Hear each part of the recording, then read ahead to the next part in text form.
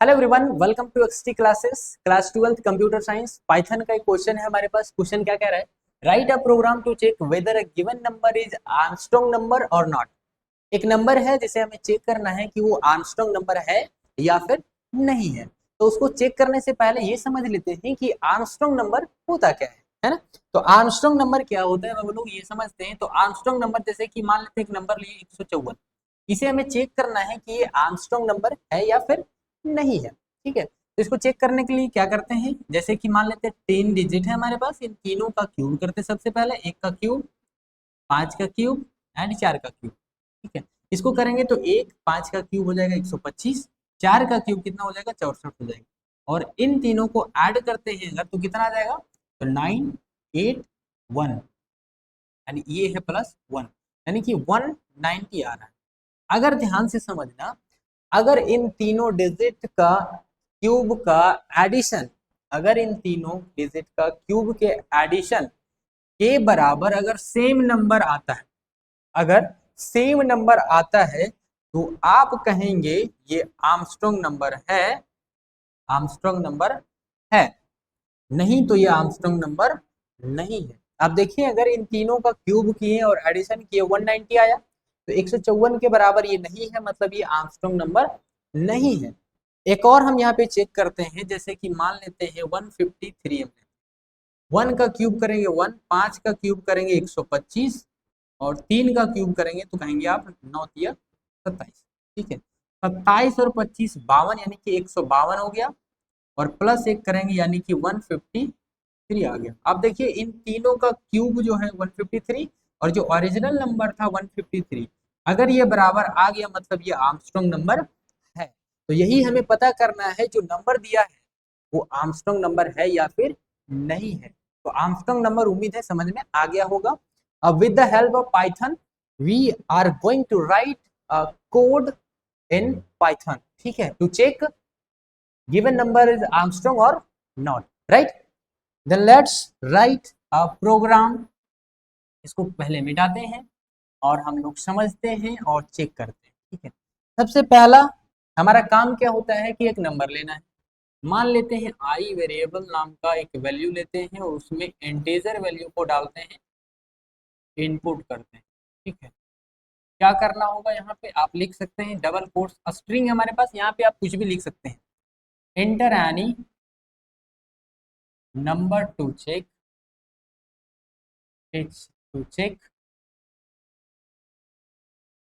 Armstrong number, है ना। Armstrong number को चेक करना है। ठीक है, अब सबसे पहला ये समझ लो हम चेक कैसे करेंगे।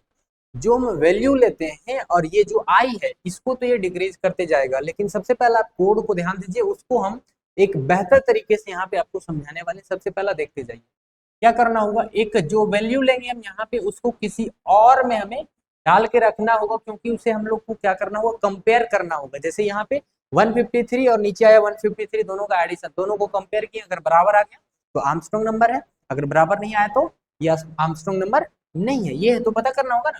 तो सबसे पहला क्या करते हैं, एक नंबर ले लेते हैं, नंबर जो कि आई का वैल्यू हम नंबर में डाल चुके हैं। ठीक है, और हमेशा अभी क्या बोले, सम करना है। तो सम बराबर हम 0 ले लेते हैं। 0 क्यों ले रहे हैं, क्योंकि वहां पे कोई वैल्यू हमें फर्क नहीं पड़ेगा और वहां पे हमें ऐड तो करना ही पड़ेगा। ठीक है, ये बात आ गई। उसके बाद हमारा जो काम आता है हम लोग क्या आता है, तो कंडीशन का काम आता है। कंडीशन हम लगाते हैं वाइल कंडीशन। वाइल वाइल हमेशा जो नंबर रहेगा वो किससे बड़ा रहेगा, तो नंबर जो है आई जो है वो हमेशा 0 से बड़ा रहेगा, ये कंडीशन लगाना है। एंड इंडेंटेशन हमारा ओपन हो जाएगा। ठीक, उसके बाद हमारा काम क्या आता है, जो हमारा कंडीशन है, कंडीशन इंडेंटेशन यूज हुआ है, तो ये जस्ट स्पेस क्रिएट करता है। स्पेस क्रिएट करने के बाद हम यहाँ पे क्या करेंगे, सम करेंगे। तो सम बराबर क्या करेगा, सम प्लस जो आई में वैल्यू रहेगा सबसे पहला उसको डिवाइड करेगा, रिमाइंडर निकालेगा, और उसी का क्या करना है, क्यूब करना है। तो इसी का क्यूब या इसी के 3 गुना अगर हम कर देते हैं तो आई मॉडुलस 10 गुना आई मॉडुलस 10। आधा में भागोगे बाबू तो कुछ नहीं समझ आएगा, पूरा देख करके जाओ, पूरा समझ आ जाएगा, क्लियर है। ठीक है, अब ये हो गया। अब देखिए इसको डिवाइड करना है, I divide is equal to 10। अब यहाँ पे पहले समझ लो कि इतना के बाद हम क्या करेंगे। सबसे पहला इसको समझ लो, ठीक है। एक यहाँ पे हम रफ वर्क करते हैं। सबसे पहला एक हम क्या करते हैं, एक रफ वर्क कर लेते हैं। सबसे पहला ये समझो, एक रफ वर्क करते हैं, ठीक। सबसे पहला मान लेते हैं कि I enter any number to check Armstrong. कोई भी नंबर को हमें क्या करना है, इंटर करना है। तो मान लेते हैं एक नंबर जो है वो आई में वैल्यू को डाल दिए 153 डाल दिए, मान लेते हैं 153 डाल। उसके बाद जो है बाबू आई में अगर 153 डाल दिए तो क्या होगा, आई का वैल्यू जो है वो नंबर में भी आ गया, है ना, नंबर में आ गया। तो बाबू लोग यहाँ पे नंबर एन यू एम में भी तो 153 आ गया, क्योंकि हमेशा जो वैल्यू आता है राइट टू लेफ्ट जाता है। तो राइट का वैल्यू किस में स्टोर हो गया, लेफ्ट में स्टोर हो गया, यानी कि नंबर में भी जो हमारा 153 स्टोर हो गया, ठीक है। अब नीचे आएगा कंडीशन में सम, तो इसे अभी इग्नोर करेगा फिलहाल में। यहाँ पे आएगा while I I greater than zero, I greater than zero, I में भी वैल्यू 153 है, I greater than zero, condition true है, कंडीशन ट्रू है तो इसके जस्ट लूप में अंदर आएगा और ये सम आएगा।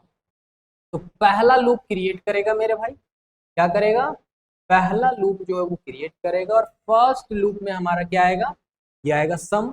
तो सम बराबर क्या आ जाएगा, सम बराबर, सम में अभी कितना जीरो है, जीरो है, प्लस यहाँ पे है हमारे पास आई डिवाइड बाई 10, आई का वैल्यू कितना है 153 है, और मॉडुलस 10 करेगा ये, ठीक है।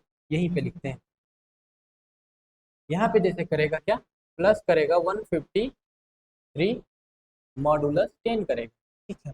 अब इसको मान लेते हैं नॉर्मली अगर डिवाइड करते हैं तो कितना आएगा, 10 से डिवाइड करेंगे तो 15.3 आएगा, ठीक। अब यहाँ पे मॉडुलस का साइन है तो हमेशा ध्यान रखना, मॉडुलस जो क्रिएट करता है यानी कि जो उसका वैल्यू स्टोर होता है वो हमेशा रिमाइंडर वाला स्टोर होता है, और रिमाइंडर यानी कि फ्रैक्शनल वैल्यू यानी कि 3 स्टोर करेगा। तो 3 यहाँ पे स्टोर करेगा, तो 3 बाबू यहाँ पे भी करेगा, गुना 3 यहाँ पे भी करेगा, गुना 3 यहाँ पे भी करेगा। तो 3 3 3 3 तिया 9 तिया 27, 3 3 9 9 3 27। तो यहाँ पे आपके पास कितना आ जाएगा, आप बोलेंगे 27। तो इसको अभी हटा देते हैं, कितना आ गया आपके पास वैल्यू, तो आप कहेंगे 27 आ गया, 27 आ गया। अब जो है सम में वैल्यू कितना आ गया, सम बराबर आप कहेंगे 27 आ गया, तो 27 आ गया इसमें, ठीक।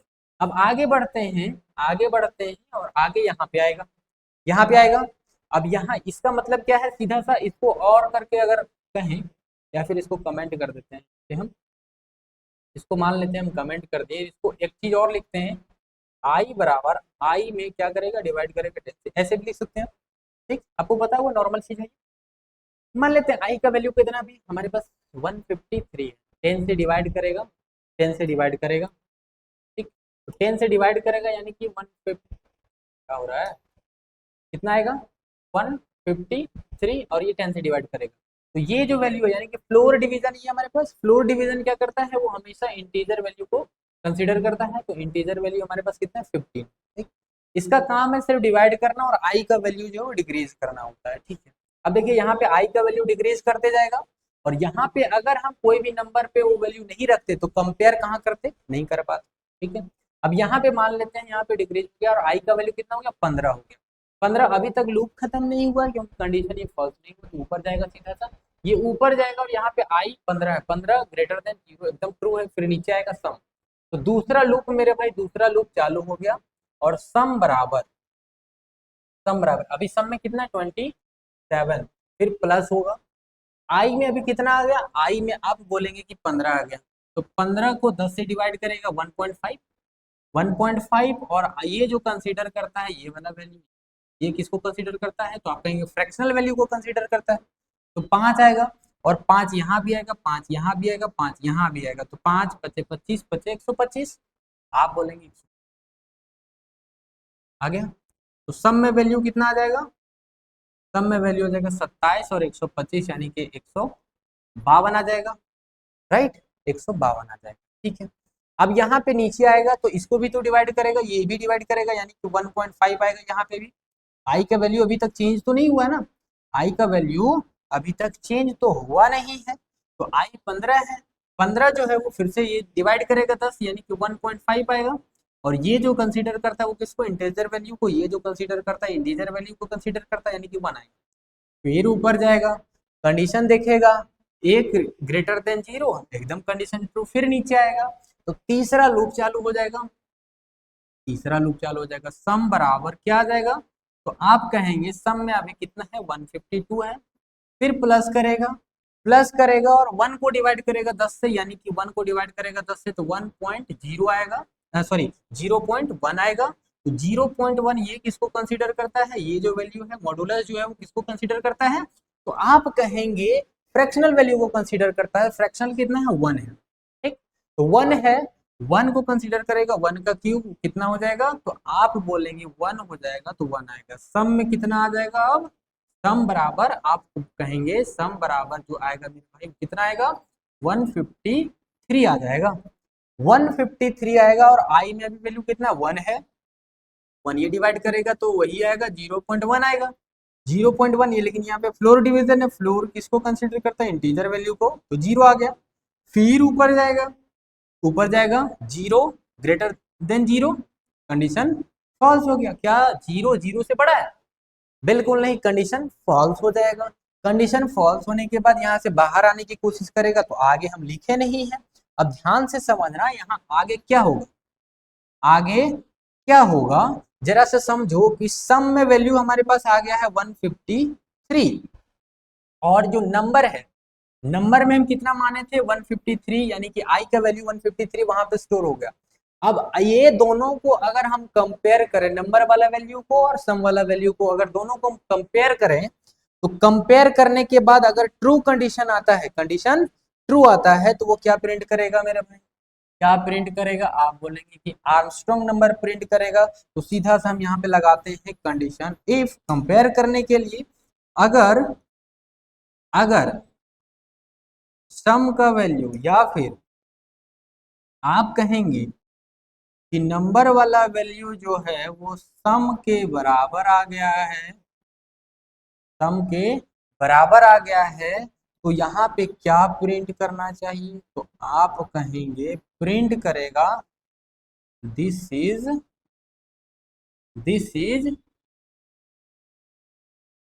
आर्मस्ट्रांग नंबर, आर्मस्ट्रांग नंबर, ठीक। और अगर ये कंडीशन फॉल्स होता है, अगर ये कंडीशन फॉल्स होता है तो एल्स इस्तेमाल करते हैं, तो क्या प्रिंट करेगा, तो आप कहेंगे दिस इज नॉट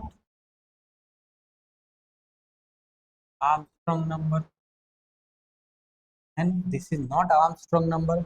अब जरा सा फिर से ध्यान देना यहाँ तुम लोग, क्या है, ये तो दोनों बराबर हो गया। अब यहाँ नंबर का वैल्यू जो है वो, नंबर का वैल्यू कितना 153, तो यहाँ पे आएगा नंबर का वैल्यू कितना आएगा 153 के बराबर, सम का वैल्यू 153 आ गया। तो अगर दोनों बराबर है तो इफ क्या कहता है, अगर हम कंडीशन ट्रू हुए, इफ क्या कहता है कि अगर इफ जो है वो ट्रू हो गया तो जस्ट उसके नीचे वाला, यानी कि उसके जस्ट ब्लॉक वाला जो कि स्टेटमेंट होता है वो प्रिंट कर देगा। नहीं तो अगर कंडीशन फॉल्स हुआ तो सीधा बाहर आएगा और इल्स में आएगा तो ये प्रिंट कर देगा। यही ना कहता है इफ कंडीशन, हम लोग पढ़ चुके थे, उम्मीद है ये समझ में आ गया होगा। ठीक है, तो आज की क्लास में इतने ही, मिलते हैं नेक्स्ट क्लास में नेक्स्ट प्रॉब्लम के साथ, तब तक के लिए जय हिंद।